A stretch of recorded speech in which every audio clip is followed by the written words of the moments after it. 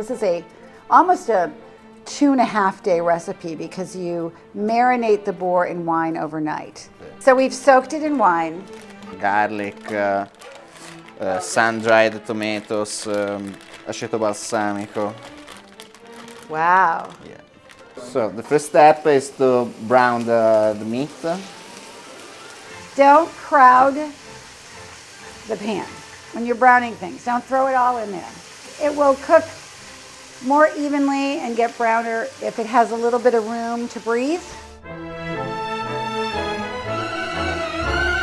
Essentially, this is a stew, so of course we're going to use like a Mirepoix, which is celery, carrots, and onion. And we're going to chop them up. So we're sauteing the Mirepoix now. We've got a little bit of olive oil. We've got all of the great yummy things at the bottom of the pan. The Mirepoix is absorbing all those flavors, and we'll continually stir it. And we just want to get everything soft. It doesn't have to be brown. The onions can be transparent.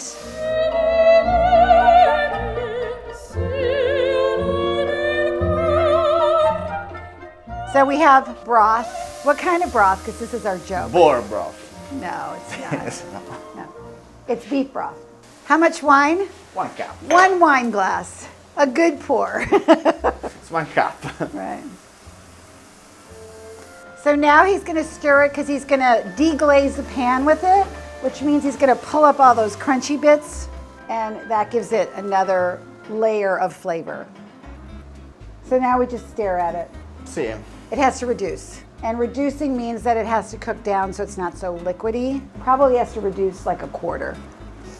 And again, the recipe will be down below, so go ahead and follow the recipe. Just go slow, adding all the meat. Don't do it like he does it, because he's a professional. You'll plop it in there and you'll burn yourself.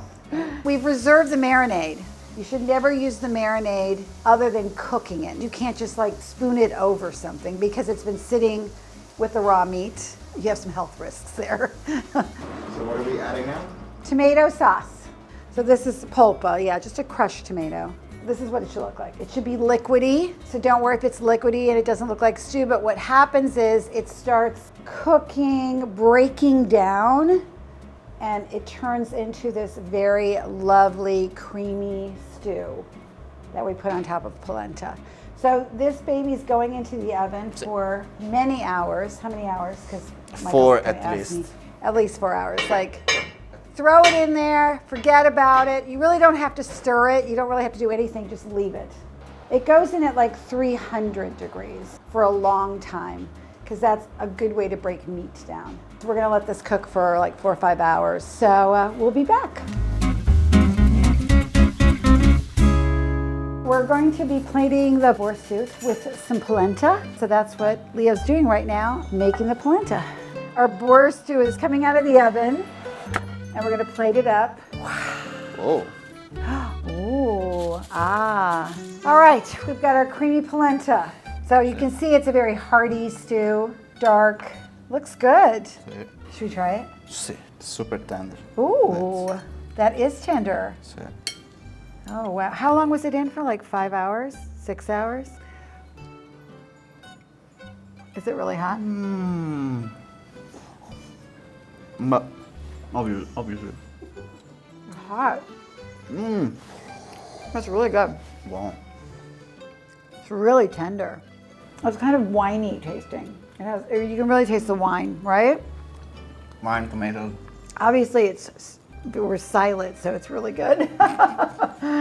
You know, it's really when you're eating something and no one's talking, you're like, oh, they were very hungry or it's really, really good, so they're like in it. It's delicious, super tender, right? You can taste everything though. You can taste the tomatoes, you can taste the wine.